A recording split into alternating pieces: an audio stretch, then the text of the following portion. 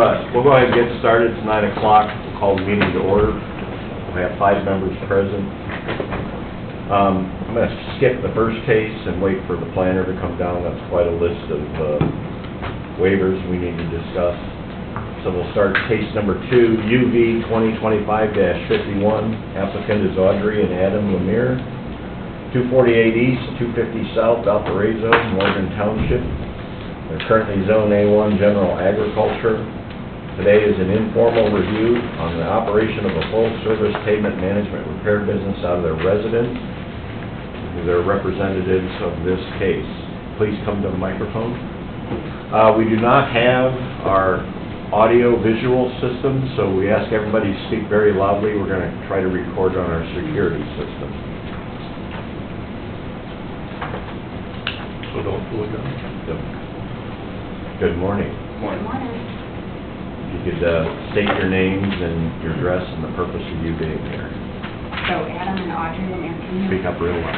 Adam and Audrey Lemire, 248 East, 250 South, and we are running a pavement maintenance company out of our residence. And what kind of operation is that pavement maintenance company? It's actually a franchise, and it's predicated on a truck and trailer type business. So it is just, we've got a couple trucks and some, trailers where we don't do the work obviously out of our house. So what work is it you do specifically for? Commercial. Pothole repair, seal coating, and line striping. Okay. So, So no mostly major commercial lots? We try and do commercial, we do residential, except nothing at the house other than just storage of the equipment.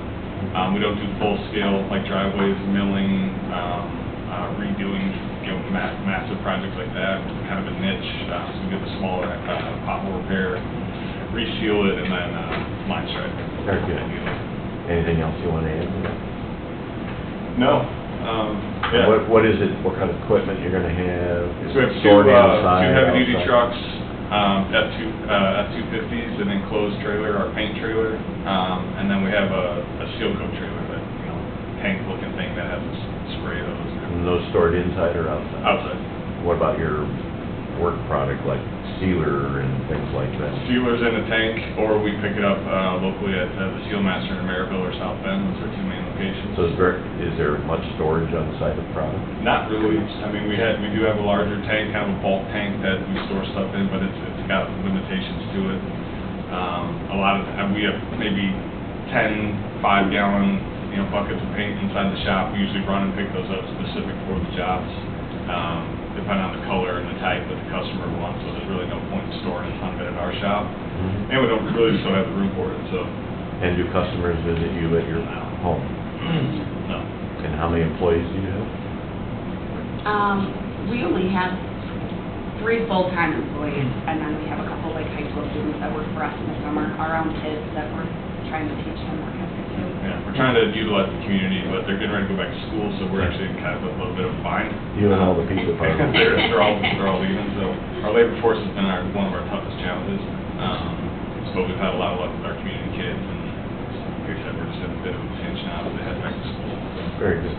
So you understand this is just an informal review. We have various representatives of different functions of the county. They're going to give their input on things. You will have to appear before the BZA to get your use variance. It's just one step along the way, but because you're running a commercial business, you have to appear here. Sure. Okay? Yep. Understood. David, we'll start with you. Sure. So, just to make sure I understand the situation, is this so this is something that you're already currently doing? That's right. It's currently under operation. Was any hardscaping added to, any impervious surface added to your property to support this effort? Like we put in a gravel, like a parking lot essentially behind our existing barn. Okay. That's the only structural change we did, just a couple dump trucks full of gravel. What would you estimate is the size of that gravel area? 100 by, I think we did it 100 by, almost like 100 by 100 maybe. Okay. And it's surrounded with the berm. Okay.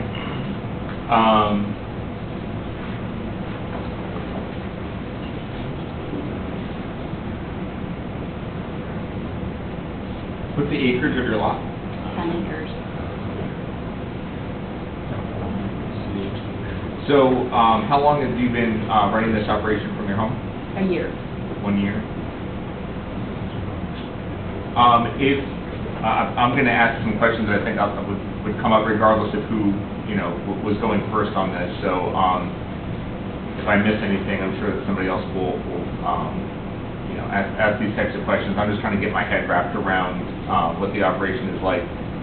In terms of the neighborhood, what type of noise is associated with your operation? Is it, from what you're saying, you don't do the work on your site, so is it more or less just the sound of your truck coming and going from the property like anybody else's truck would come and go from their property? Almost everybody on the street has a generator, and it's about, our machines are about the noisiest generator or a lawnmower. Okay. Maybe put some context, I went out there, where your operation is well behind your house too, right? Right. It's further back on your Correct. property. So we have our house is set back and the barn set back behind that, which was existing already, and then we have our little parking lot behind that. So we're about in the middle of our 10 acres, I call it. I assume you're not doing any type of emergency service or anything. You're not getting calls at 3 a.m. to start up the equipment or anything like that. So you already addressed this question. We do some overnight jobs, just depending on our customer, but again, the noise is minimal to the car leaving. You coming home is just the same way a nurse might come home from a late shift or Exactly. something. Okay.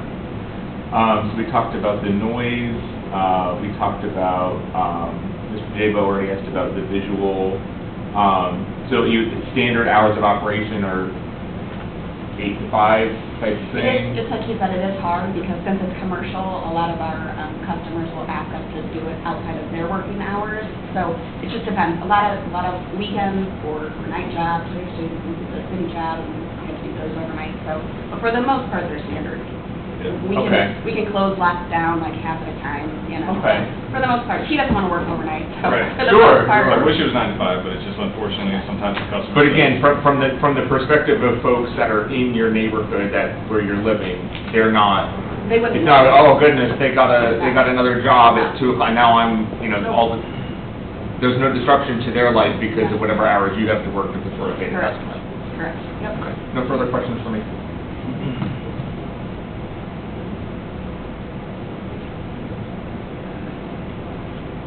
David? You done? Yes, no further questions. So, when you have employees, are you guys starting out at your property? Do you have an office at your property that you're utilizing? The office was a pre-existing office, that, again, we use as owners, but there's been nothing added for purposes of the business. And our crew will either meet us at the house, where they will then jump in work vehicles and go to jobs together, or they'll meet us on job sites. It depends on where the jobs are. Okay,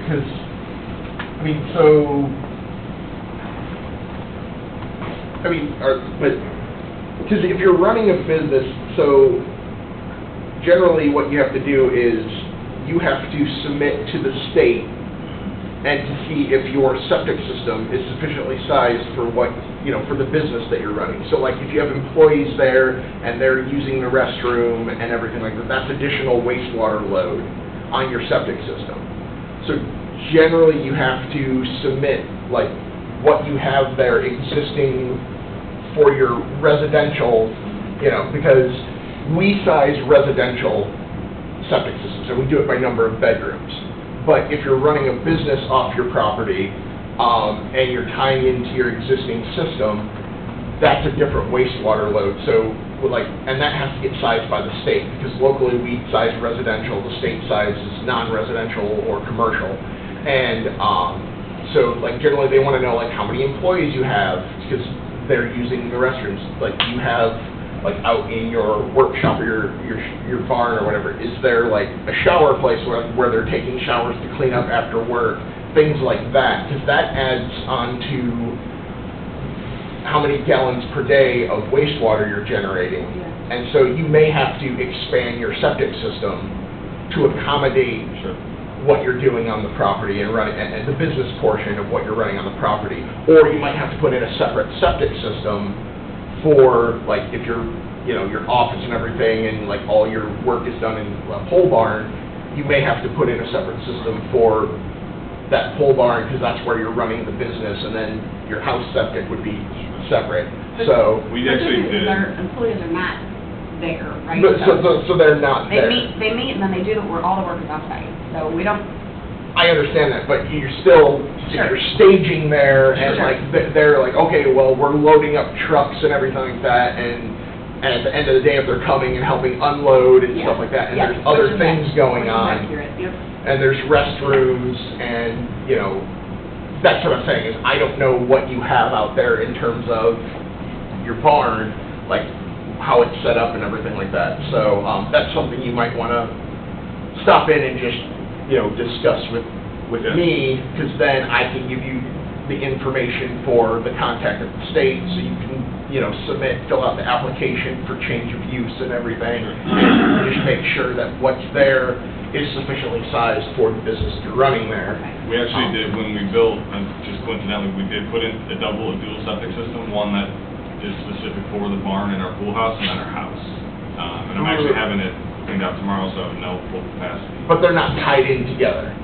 That, I don't know how, I don't know. I mean, I know that there was, I believe I did the inspection on it, because when I looked at this property, I was like, oh, I've been to that property, so, It's two, you have to pump it from two spots, I'm assuming they're not tied together? well, I mean, if there's two separate tanks, like, I guess my question is, are they all going to one field, or is there two separate I fields? believe it's two separate fields. Yeah, I'll have to look at the drawing, because I don't.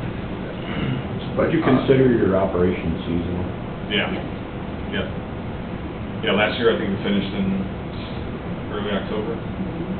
Yeah, the film after, where we get our product, they shut down. They literally in stopped October, selling the product. And then they didn't open back up until April this year. It has to be consistently above 40 degrees, no rain, no water. So there's a lot of stipulations to it, and there is a hard cutoff of, like, we can't even get the material.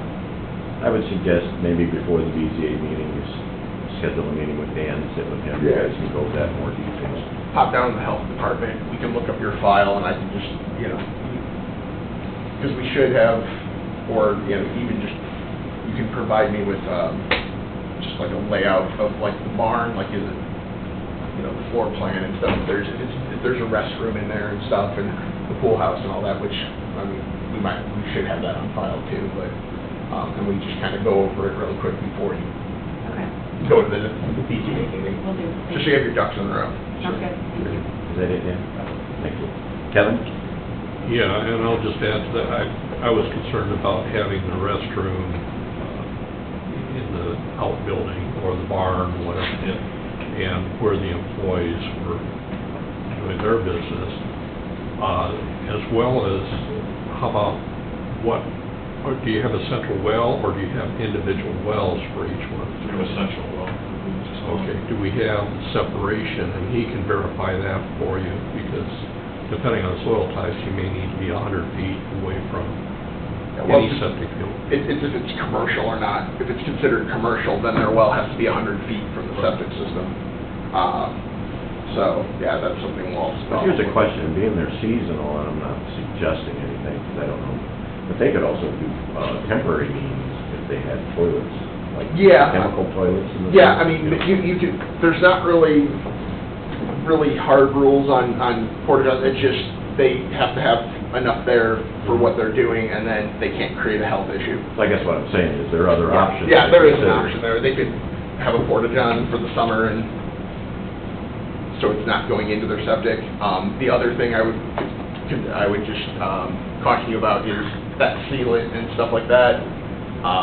It's probably not good for your septic system, so make sure you're not putting that down any drains or, I mean, I know when you're washing your hands and stuff, there's gonna be some in there, there's gonna be a middle amount, but, that can affect how your system works, so just make sure you're not. How did we become aware of this? If they've been doing this for a year, what?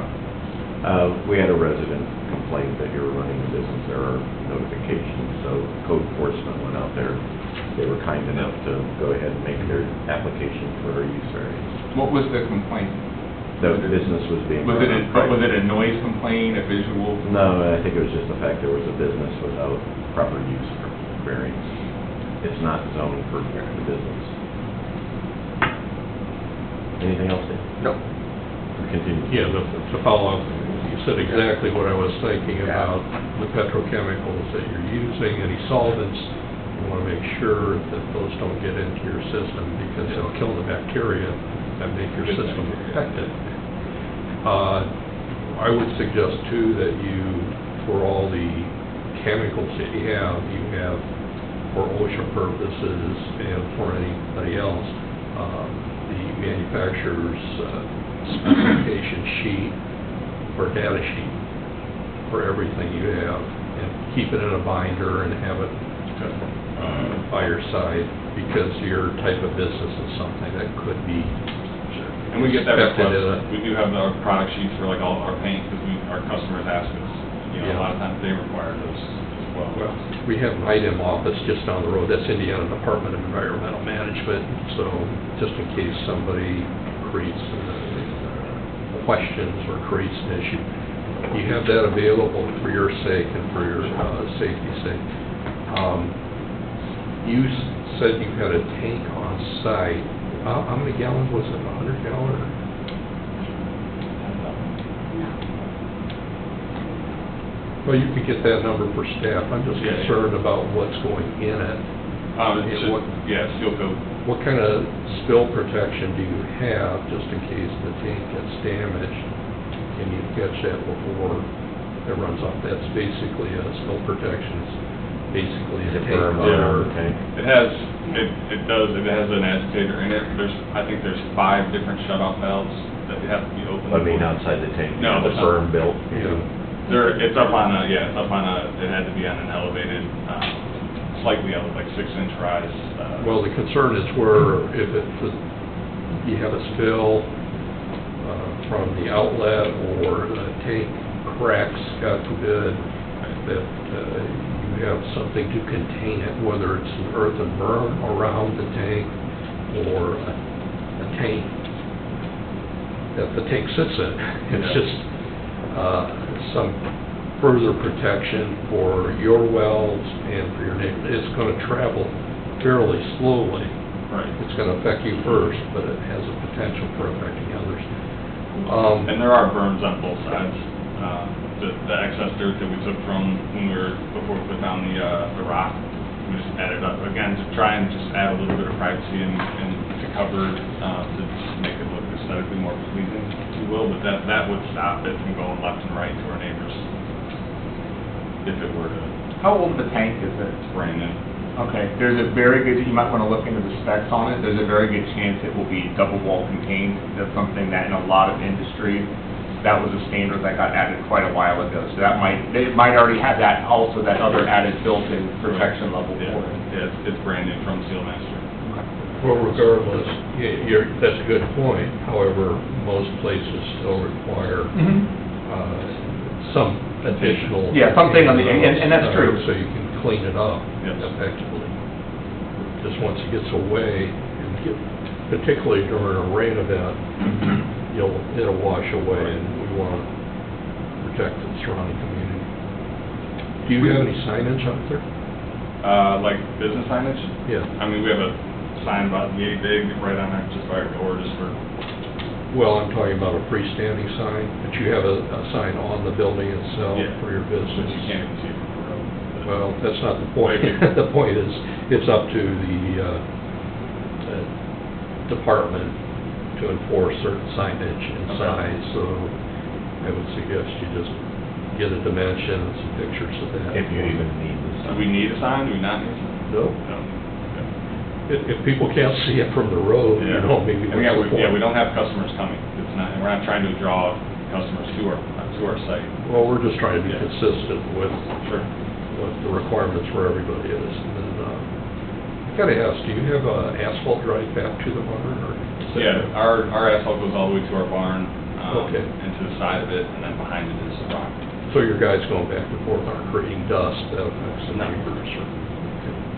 Anything else? Nope. Martin? Do you clean any of your equipment at your residence? So I'm thinking about the crack sealing machines and things like that. Do you use MEK or anything like that to clean everything No, out? the seal coat machine is cleaned out, it's flushed out with water. What we do is, one, this stuff's very expensive anyway, so when I'm flushing it out, I'm flushing it back into the tank, and then cleaning out, the rest is just residual water. There's a little bit of, you know, the black coloring that'll come out, but I'm not trying to waste that stuff, like, Okay. you know, that's kind of our money maker. You have like a Costs more cleaning than gas. pad where you do that, though, I guess, leaving where it's going. I'm sorry, Do you have a cleaning pad where you do that if things drop on the ground, you can collect it? It's in the rocks, I mean, it comes from the ground. It's a natural, it's coal tar based, water based, seal coat that. Always, I'm still recommending that you have something that contains any of that material, because that fugitive material Sure. can roll off. And one of the principles of septic systems is that the pores are open, and if that runs off toward your septic, it could cause problems with the soil porosity. For the striping machine, do you use chemical solvents for that? It's when just you're cleaning acetone it? based. Again, similar, we're trying to save the paint as much as possible, so we use a minimal amount to flush it back into the paint buckets, save that paint, and then clear them up, and then, you know, there's a little bit of acetone left within the machines, to just keep it from gunking up. Yeah. But again, not trying to waste it, spill it, everything that we're using is very expensive, so we're trying to put it on, you know, on our customers' property, not ours. Right. If that makes sense. And, yeah, just where you're doing that, when it's happening, just making sure that if something does happen to that, a hose break, something like that happens while you're cleaning, Yep. you're on somewhere that you can collect whatever's falling. Yep. So I'd probably want to see it on the concrete pad with a trench screen or something to catch whatever's falling into it. Yeah, anything, I'm either cleaning out my paint machine within the trailer to contain the mess, or if I'm in my shop, I'm using spill mats, pig pads, oftentimes called. Then I'm a neat freak with those, I'm not trying to mess up the shop either, so. Our kids use that barn for, we have a basketball court in there, so we try to make sure it's Very clean, fun. they can use the barn. Yeah. Yeah. Did you stripe it so that you can get? Oh, yeah. Oh, yeah. Oh, okay. Nice connection. We just redid our driveway actually, and we're gonna be putting pickleball and basketball back on that. Anything else, Mark? No, that's all I have. Rich, do you have anything you want to add? Yeah, I guess, having served on the BCA in my past life, I guess, we had cases come before us like this, and one of the questions that I would always ask, because there's nothing for certain in the voting, do you have a contingency plan if this doesn't, you know, if this doesn't pass the BCA, you don't get a use variance, do you have a I mean, plan? the only thing that we can do is obviously get a shot, you know, and we financially are only in year 2 of business, so that would be crippling to us, but I mean, that's the backup plan. Well, think about that, because I'm Yeah. guessing that question will be posed to you. Yep, like we said, this is advertised by the franchise, it's a truck and trailer business. We didn't ever think that this was anything that we would require this use variance, which is why we didn't seek it. It's just like anyone else that has a work truck at their house, that's all we thought about, so.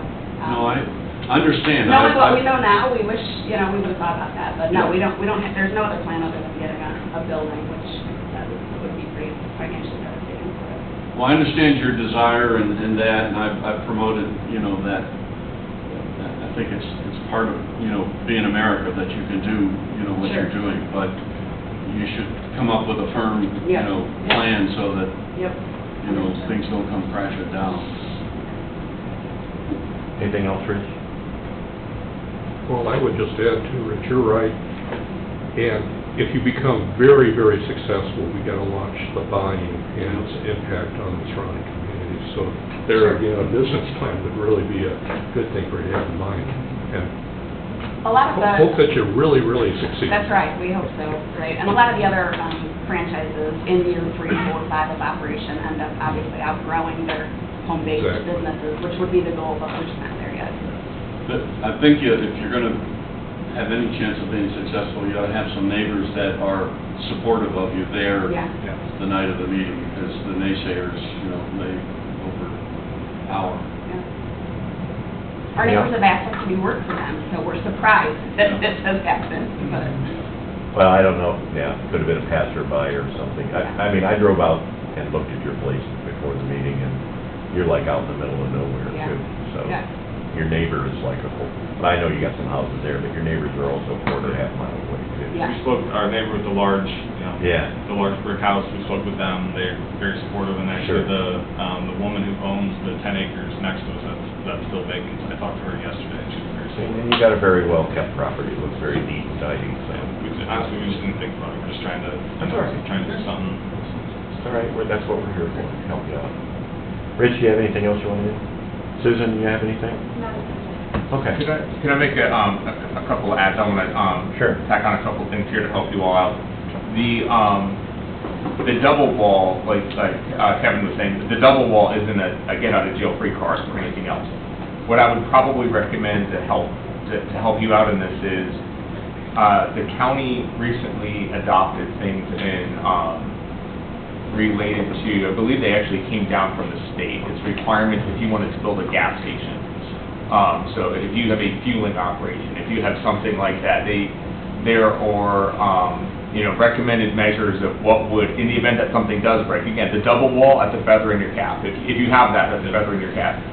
But what will help you is while you're not trying to waste the product, that is something that if people are against what you're doing, that's a very legitimate concern that somebody could have, is that, well, hey, I just spilled a little bit, but I just spilled a little bit every week for the next 10 years, or whatever the case may be, and hey, my wells are next to here. I would recommend looking at the requirements for fueling operations.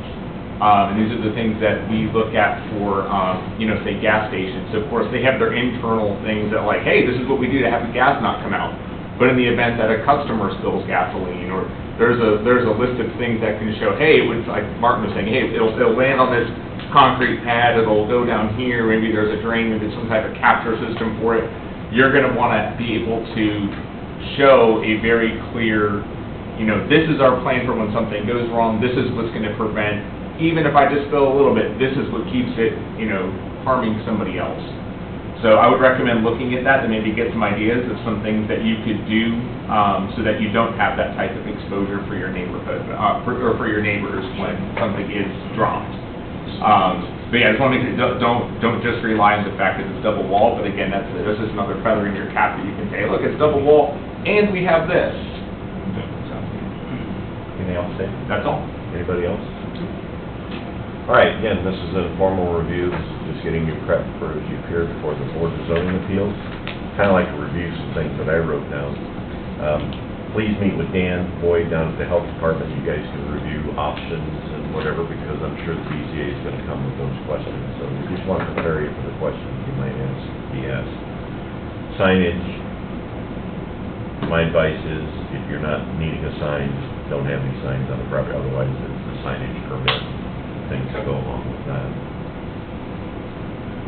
I think one of the bigger things that I think you have to be really prepared for is the capture of any spills, leakage from cleaning, or just normal wear and tear. That's where the storage tank and sealer, plus the cleaning of the equipment, both the sealing and the paint equipment, I know you're trying to preserve the stuff, but things happen, and over time, it doesn't sound like much, but pennies add up to dollars and more time to do it, so. Just have a plan for that. I agree with my colleagues up here that that's something you should be addressing with the BCA of asked. And then Rich brought up the Plan B, so we wish you luck going into that. And I think if you're better prepared for the BCA, your chances of success are much greater, so. But there's always a Plan B. Yep. So, do you have any questions for us? I don't think so. We appreciate you coming in and wish you much success with your business. Thank you all, appreciate it. Thank you. You're welcome. Good luck at the BCA. Thanks. All right, we'll go backwards, and we'll do case DW-2025-23, Catherine A. Branham Living Trust, here at Todd Lee Law. We're going in for Todd Lee today. You don't look like Todd Lee. I know. I'm not wearing a tie. Hey, Charlie. Your name, address, and tell us what you're here for. My name is Charlie Ray. I have the address. You're in Chesterton, are you? Yeah, our office is in Chesterton. It's 1498 Oak Court, that's 46th Street. No, it's 46th Street before. Yeah, speak up a little louder. I'm filling in for Todd leave today. Yeah, he had another appointment. This is the Branham subdivision. It started out as a administrative subdivision, and then we were asked to change it to a standard subdivision. So that's what we did. Todd has been working with Susan at planning to get all of the variances we would need to do that. Because this is a 53-acre parcel that we only have 5 lots. So each lot is greater than 10 acres. And in fact, one of them is 11 acres. But to clarify, though, there was some subdivision that went on beforehand, though, There was too. what? There was subdivision that occurred before this as well. Didn't one of the grandsons get a lot in the southwest, east corner? I'm not sure. I'm not sure. But I know that we did, it's now a subdivision now. Let's see. I think we've already been reviewed by stormwater. And I guess you need to know if we can continue on to Board of Zoning Appeals. Before we get started with the panel, just a few things. Engineering looks like they gave a care to conform review. And as far as planning goes, planning had a list of required standards that must be met. That's why you're going to the BCA. And before we get started, Susan, maybe you could summarize what it is in a loud voice so the staff knows.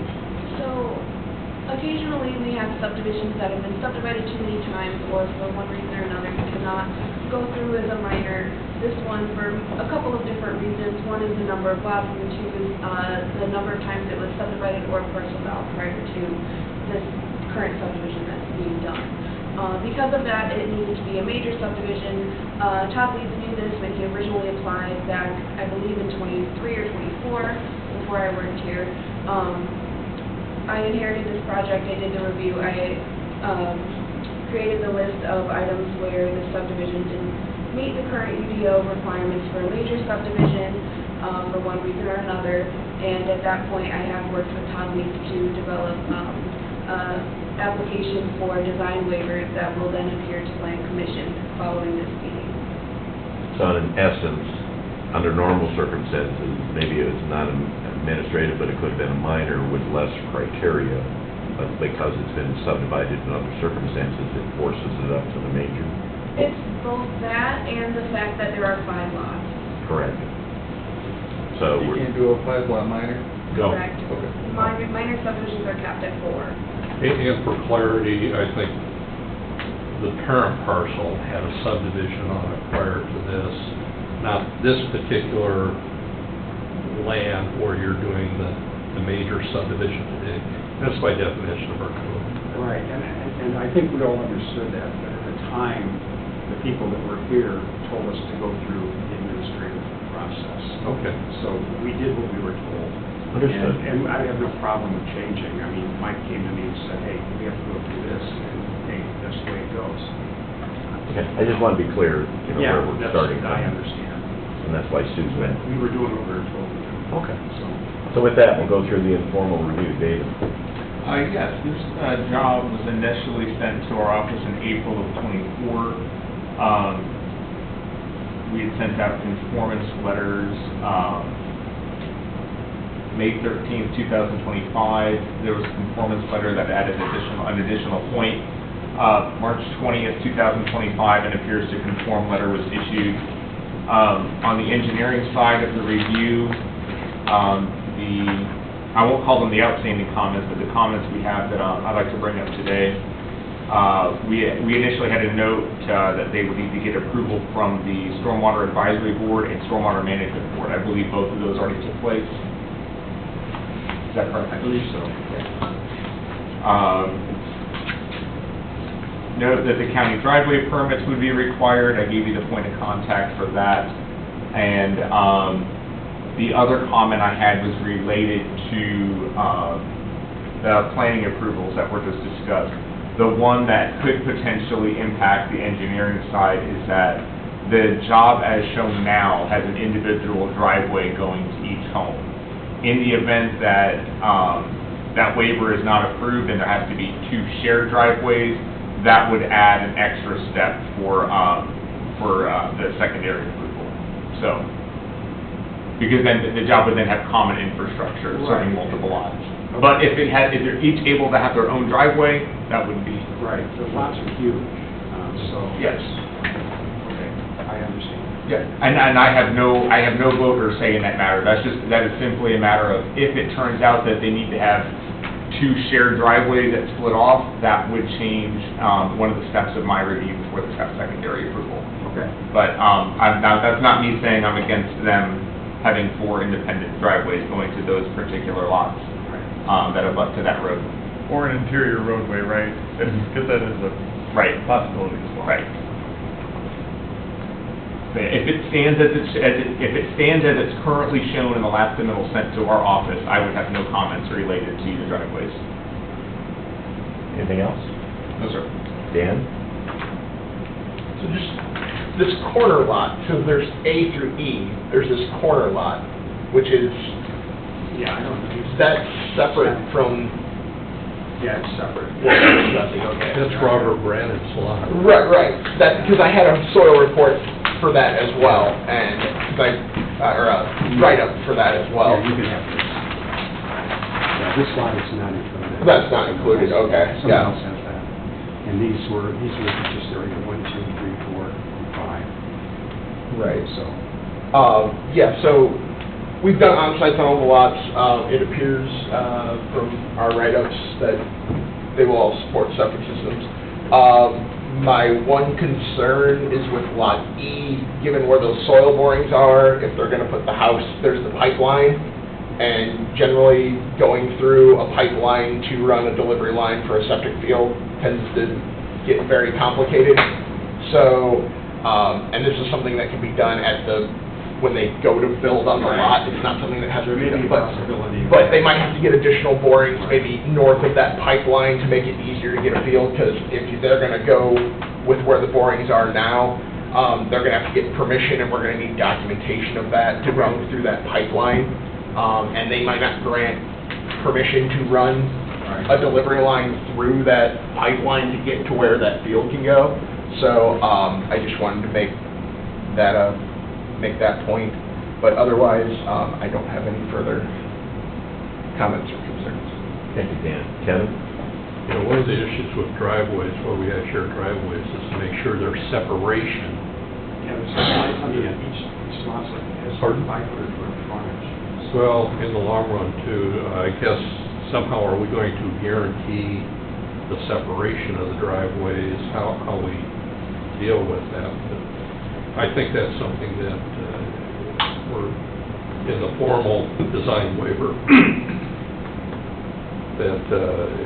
that's what we're going to have a commitment that these driveways will not be, I'm not sure what the code calls for 220 or, Susan, do you Could recall? I clarify for a second here?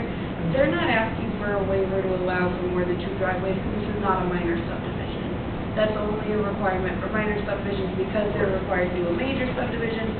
It's permitted by the code for each lot to have its own driveway. Right. They do right. need to maintain the driveway distance, I believe it's 100 feet, Martin? 100 feet? 150 feet? I think 150. 150. Yeah. Either way, I believe with the size of these lots, that would not be a problem, and that is something that would be addressed when they apply for a driveway permit, correct? Correct. Yeah, we would be reviewing that at the time of the driveway permit. But we need to make sure everybody's aware of it, and that's usually why this idea comes into mind too. Let's maintain the separation, so it doesn't conflict with the traffic on 1000 North. But I think that's something, what Susan's saying, we take care of that during the driveway permitting process. And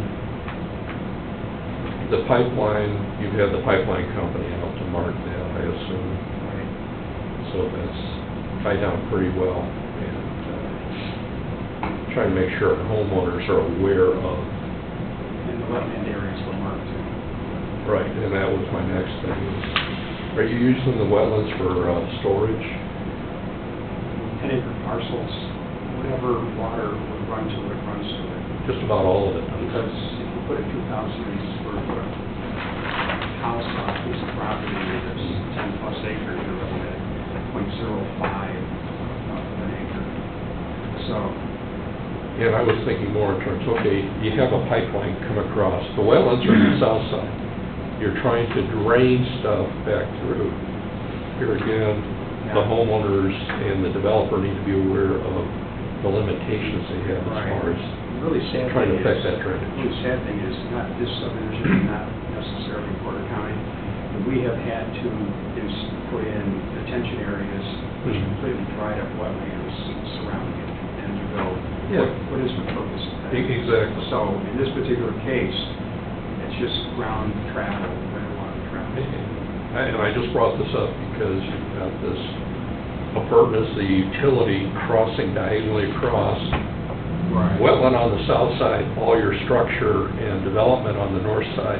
We need to make sure people understand that they just can't put a pipe in, do midnight connections, that kind of thing.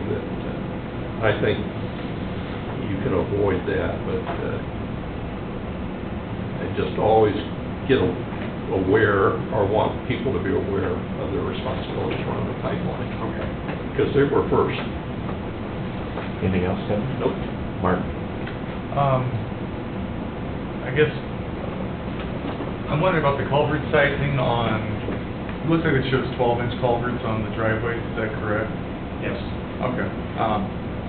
Just how that was figured, since this is a major subdivision, generally there's, calculations for your water, your sort of We can send them to you. runoff.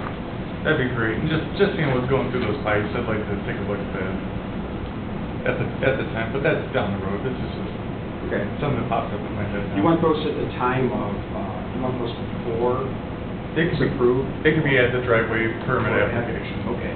I mean, that's all I would want to see. Yeah. Does secondary usually call out driveway culvert sizes? I mean, if it does, you can include it at that time. Okay. And that's also typically reviewed during our review as well. Yeah. We understand we're talking about things that are necessarily to do with the waiver. I think the waivers make sense for what this development is, just for the record. Mhm. So, Well, that's good. I'm making notes so that okay, make sure we to get blame me. everything we can take. But please pay attention, because you still have another step after this. Right. No, this is just getting them, yeah, you're right, this is just getting the next step so they can get their That's why approval. I'm writing down everything. Yeah. And the comments I was making about if it had to be shared driveway or access road, again, that's not me saying I'm pushing for that. That's just to say that to be consistent, that would be something that I would need to look at in my role if the design went from as it's currently shown to if something had to change with that. Okay. So I echo that sentiment. Thanks, Dave. Martin, anything else? That's all I have. Rich, you have anything to add? Yeah, the only thing, and this probably doesn't impact this first stage and probably more to the secondary plat, and it comes from research that I did for Martin on that parcel that's an exception and where the road turns. This parcel is kind of unique because it sets right up against the Indiana Toll Road. If you go back to the original plans for the toll road, what's your frontage or the majority for your lots is on County Road 1000 North. Right. When it appears that the toll road bought to the same section line that your parcel comes up to, and I don't know where that specifically is in the existing pavement that's there now, the existing Okay. stone, or whether it's chip and seal or whatever. I did an inspection out there, and there does appear to be, north of the center line of that 1100, some reminiscences of two different types of fencing that, at least in my visual guesstimation, appears to be like 20 feet north. Some of it is steel posts and brace posts and, I don't want to say a chain link fence, but some fencing, and then other ones are like your T-posts and the rectangular, grid fence. So it just, I'm just throwing this out there to, that would, So what you're saying is that it appears that the road is actually would be totally on his property? Well, I don't know that, because I don't know if what's shown on there is detailed enough, but all I'm telling you is there is a fence that appears to be 15 to 20 feet back in the brush, and when I went out there, some of the posts had ribbon on them, so I'm guessing that your survey crew you probably have that information. Probably do. And I can get that for you. Or I can get it on it. Yeah, if you just showed it so that Sure. it appears to me obviously that the state left right away for that, on their side of that section line, like you guys have to leave or add some too, so that's all, just a point of information. And I think you're exactly right. I think their right-of-way might be even north of what you might perceive as our right-of-way, but you might want to know what that land is. And we will definitely want to know where the right-of-way of the toll road is compared with our road here. I think you've got more than enough room. The question is, what all, what's the responsibility of the county in the end? Yeah, I think you would want to know where your road is. Charlie, I can share all that documentation with Troy. Can you? If you That'd be want. great. Yeah, sure. Yeah, because I understand, because you obviously want to be able to have some kind of an easement for your road. Yeah. And I know that a lot of those were granted early on.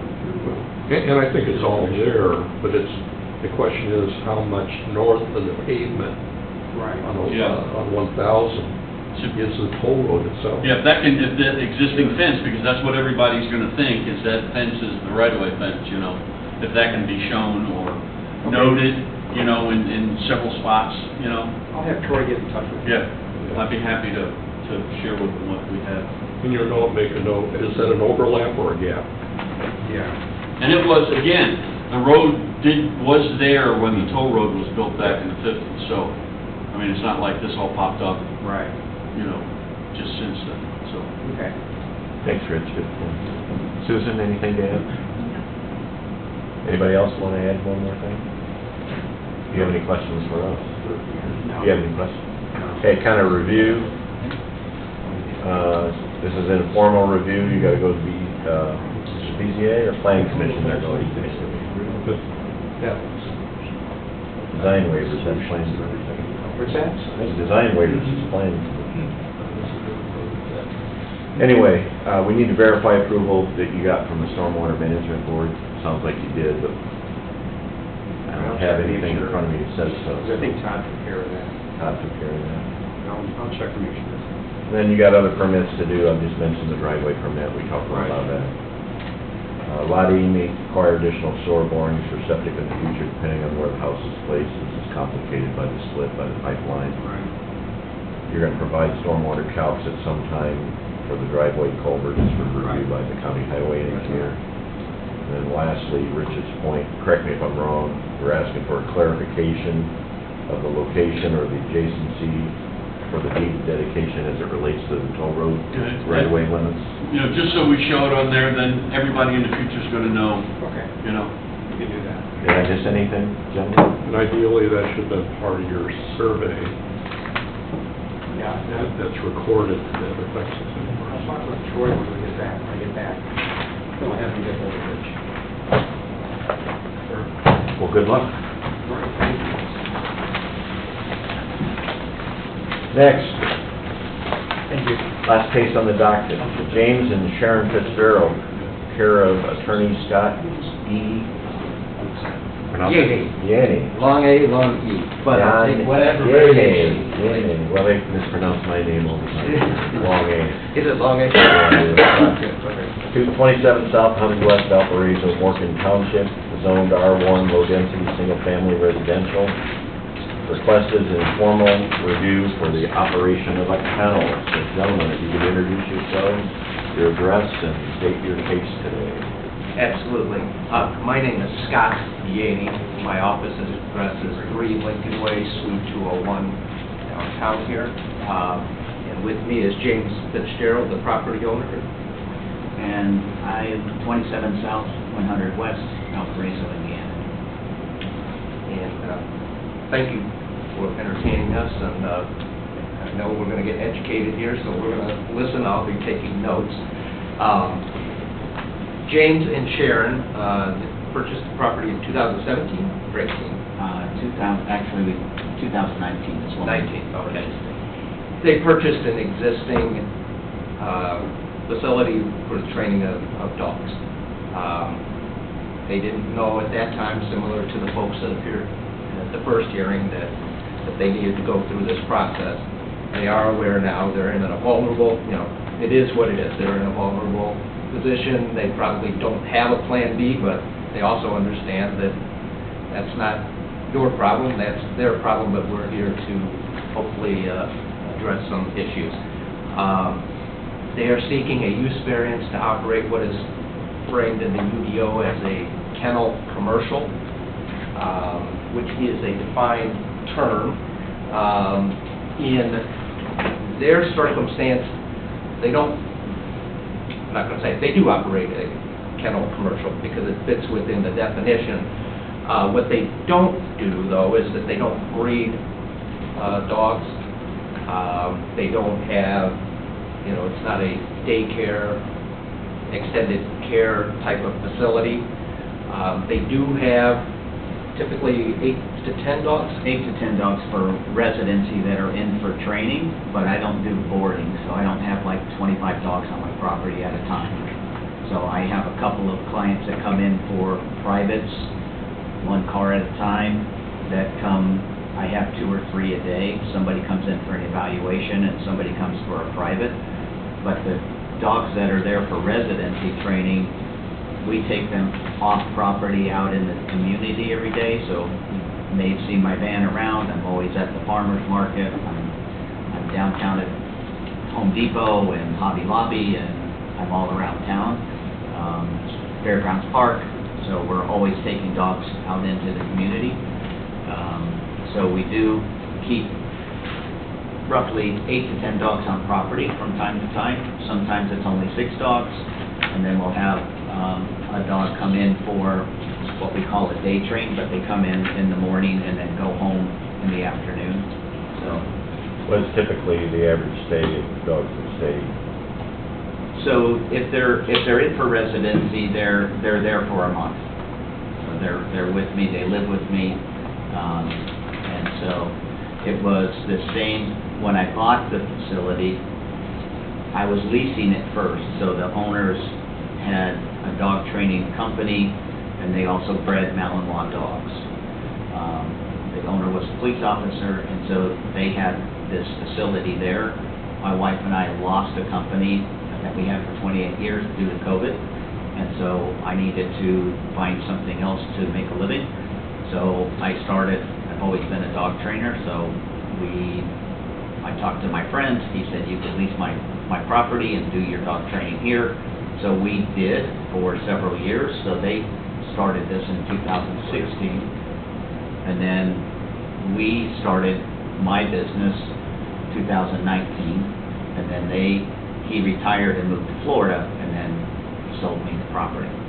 So that's how this all came about. And we just figured, because they said that we had an ag exemption because of the county for taxes, we thought that it was the same as the city, which it wasn't. So that's how we got this whole ball of wax mixed up. So. And it has, this use has, as James mentioned, has existed for quite some time in that area. The neighbors are familiar. I submitted a supporting letter, and on page 5, James secured, consent from each of his neighbors, indicating they don't have any objection, and in fact that he's a good neighbor. We hope that we'll actually get those folks out to the BZA meeting, but at the very least we do have a signed letter, endorsing the continued use of James' facility. In the supporting letter, there's a lot in there. We're going to have another step. Our first step is to seek a use variance. If that's granted, and Ms. Morosco advised that she didn't think it was best to go with both petitions at this first hearing, but if the use variance is granted, then we would need to come back for a developmental variance because we are not within the limits of the next property. But we'll be addressing a lot of the same issues. When I put together my letter, I comprehended that we would be addressing both, so I addressed the statutory factors for the use variance and the developmental variance and some of the factors.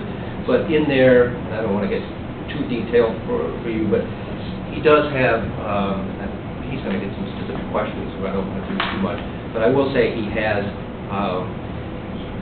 robust policies when it comes to what he does to limit the noise that will escape, so that he's not a nuisance to his neighbors, and also it's not a good environment for him training his dogs. I got to know James because I sent my dog there for the residents. They had, he was tremendous. He also has a robust policy, and he'll talk to you about what he does to control and manage the dog waste, how he keeps the dogs secure on the property with his fencing system that goes below the ground, so that, there's no chance of escape. His property is about 9 acres, a little over the whole property, and he uses that entire property, including the kind of the fields to run behind. And I did have an excerpt of the zoning map. He is right on. His neighbors he is in the residentially designated area, but his larger neighbors in the area, they're all agricultural settings. So I don't want to continue on too long. You guys have been here a long time today, and I'm sure you have questions for us. No, appreciate it. It's a very thorough presentation, both written and oral. Appreciate that. Thank you. And we appreciate you acknowledging you got other steps along the way. This is just the first step. So, Susan, would you like to kick this one off? I know Christie reviewed it for the variance. Is there anything you add before we go to other staff comments? I don't have anything to add this time. Very good. All right, Dave? Well, you answered a lot of what kind of something probably took notes from the line of questioning that the first folks got here. So this is an operation that's already in existence? Yes. Yes. And you're not asking for any change. Everything that you're seeking to do is something that you've already been doing? That is correct. Was any hardscaping or impervious area added in support of your operation? It sounds like the dogs run in the back of the property. So I have... Nothing that would impact stormwater, I should say. No, Okay. nothing like that, no. And you have things in place for waste management, you said? Yeah, so all the waste is picked up, and then it's contained in a bucket, and then we put an enzyme that eats the poop, and then that is disposed of in the trash each week. Okay. So there's no waste there that is kept on site. There's no pits or any of that kind of thing. It's all disposed of, so it doesn't go in the septic system or any of that.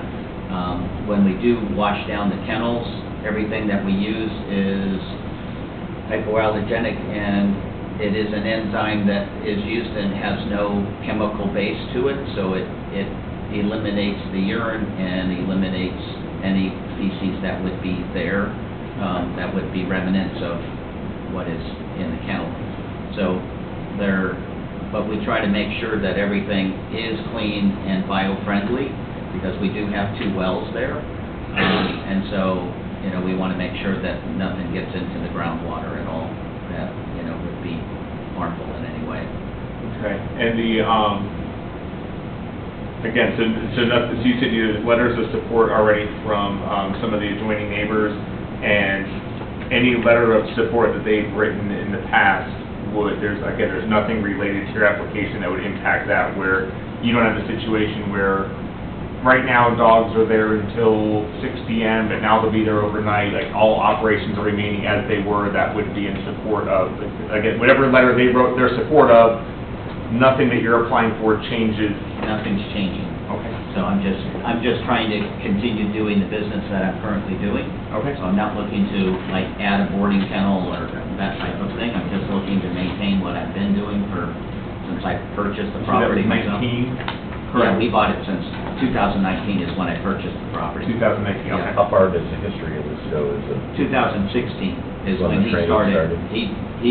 He bought it from somebody that was, also had dogs, but then he started breeding his dogs and then trained dogs as well. Okay, so you did both of it? Yeah. And similar to the first case that we discussed today, Mr. Jago, why are we here today? Why is it this is coming before us now after this many years of operation? Was this a complaint that came in, or? I don't believe it was a complaint. I believe the applicant just came to us, right, to make sure everything was proper Yeah, so- and legal. Okay, go ahead. Okay. Yeah, he's looked at selling the property, he's looked at financing, a number of things. He came to see me regarding those matters, and, you know, one of the first things I do zoning and planning work, and so I mentioned it, and that's how it got applied, so not a complaint. Yeah. Okay, thank you. No further questions. At this time, he's here just for the informal review for the use variance of the BZA. At this time, he's not required to do a development plan because he's not adding anything to the property. Sure. Okay, very good, thank you. Anything else? Good. Dan? So when you have these dogs, when you bathe them and everything, is doing that outside, or are you doing that? So we do have one wash tub, but they don't really get bathed. I don't like do baths and I don't do grooming. So, if a dog happens to have an issue that I have to bathe the dog, which is rare, we do have a wash tub that does go into my septic system. It goes into the subject, Yeah. okay.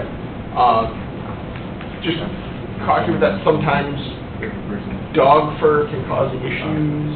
Well, they're all trapped, so the bathing tub is It has a trap to yes. catch the All the hair, and all okay. of that stuff. Okay, that's good. Yeah, because I've seen issues in the past with, where they wash dogs and it's caused Sure. issues in the system. The hair, like the fine hair and stuff, Yeah. can get into and cause issues. At least 30 foot. Yeah, I was trying to find information on the septic, and I might have to do a little bit more research and kind of go back on this and see if we have anything, but it's kind of similar to the first case we have, this, a non-residential, you know, operation on this property, and so, you know, generally you have to make sure that that septic is sufficiently sized for what you're doing on the property. So kind of similarly with the first case we had, I would recommend coming down and seeing me down in the health department. We can sit down in my office, I can kind of ask you some more questions, kind of try to do a little more research and look things up and see where we need to go from there. Okay. You know, just kind of move forward with that, because I just want to make sure that, you know, everything's in order there. Do you have employees? So two of us live on the property. Okay. And then we have 2 people that come in each day. So Okay. there's 4 people total. All right, yeah, because that comes in, I mean, it sounds like it's minimal, but again, that's not really my decision. It's, you know, it's through the state who decides that. But, yeah, I'd just like to have you come down and meet with me. We can kind of go through some things and maybe before you go for your next meeting and everything, so. Okay. Sure. All right? Anything else? That's it. Kevin? I'll start with, Martin had to leave for a bridge emergency. Okay. So, he had a question about how many cars were coming in and out of your driveway on a daily basis. 2 to 3? 2 to 3. I guess the question was, if there were many more than that, they'd have to talk about multifamily where they have a wider driveway. That'd be 18 feet to for at least 30 feet past the right of way. Yeah, I mean, typically, like, we'll have, you know, one person come in, drop their dog off, and then they leave.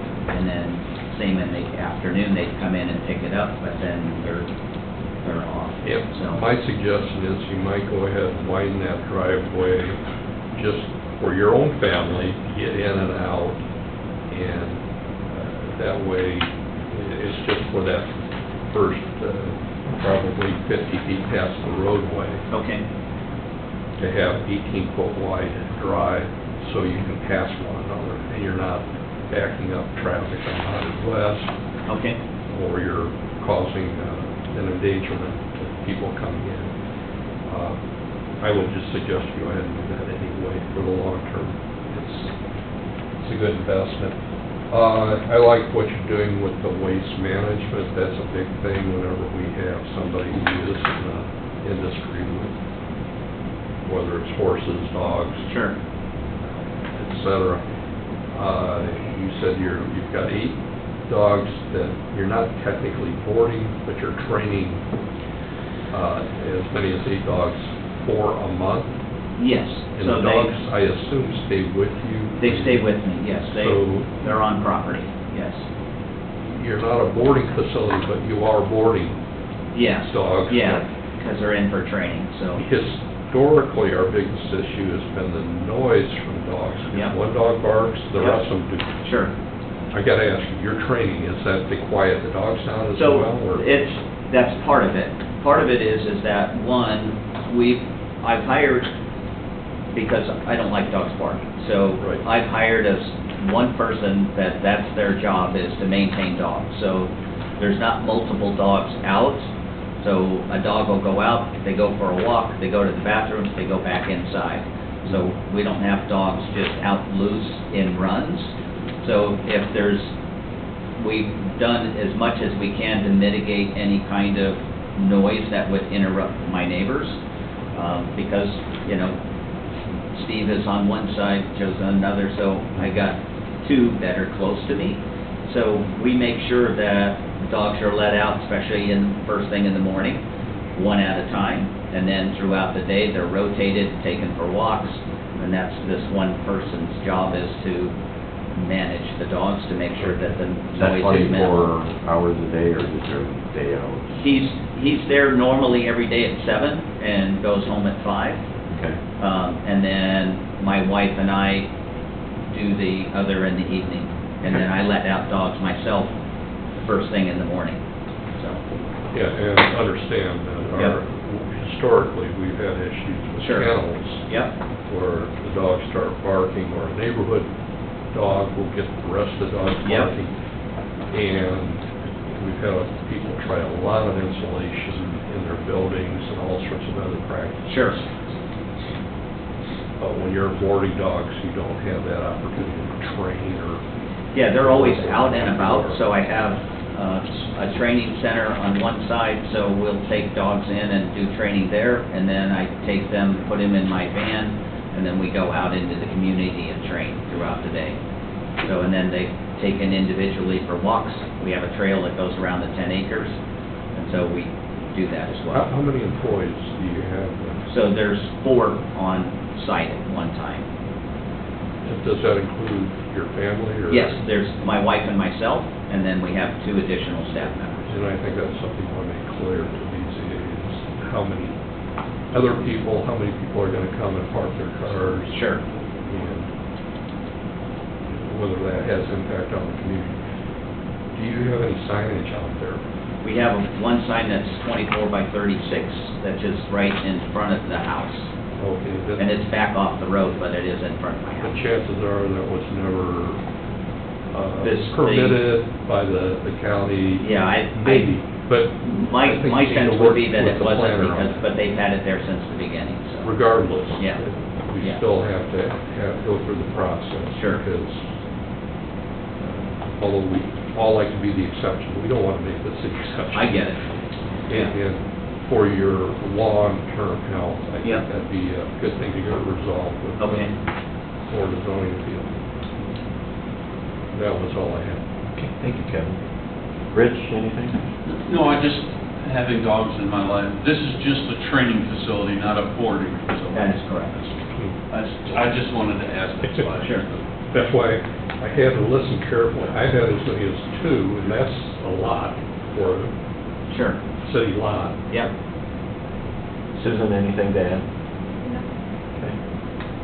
Well, appreciate the effort that went into the presentation, as I said, both Rich.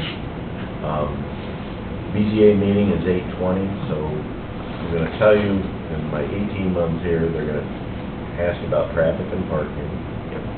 The signage is going to come up. Septic and water, you're going to work with Dan, but Okay. make sure, use that time wisely before the 20th, so you got answers. waste management you addressed, they're gonna ask about that. Okay. And the noise, so it's, Yeah. they'll ask other questions, of course, but Sure. in my experience being here in this 18 months, it seems to be the top question getter, so. Okay. Seems like you got a lot of stuff here already addressed, each and every one of them. Staff pointed out, get those letters together, your neighbors, as many as you can, who are in Sure. support of you. Yeah. Well, he's already got that. Well, Yeah. I would refresh it because you're coming back to a meeting and Sure. assuring everybody you're not changing things. So the meeting is the 8/20 at 5:30 here in the same chamber. Okay. Again, meet with Dan, Okay. do what you guys gotta do. All right. Because that was a concern I got, just like the other case, you've got two separate facilities, Yeah. multiple septic systems, we didn't ask that question. Yeah, the other one, one system, I think everything's. So we trust you'll work that all out, so we wish you much luck, Thank you very much. thanks for coming in. Yeah, I appreciate your time. If you have any questions, please get in touch with us, Okay. Thank you. Very good. Anybody else has anything to say? We have a guest. You want to introduce yourself to our esteemed panel? I'm the new administrator for the health department, basketball. Wanted to sit in and see how it was, Dan invited me. Yep. So, I'm glad you could make it, and welcome aboard. Thank you very Look forward to much. working with you. Yeah, we will miss Carrie, but I'm looking forward to Right. it. Right. She's got a little different looking than I am. Takes a bigger uniform for you. Right.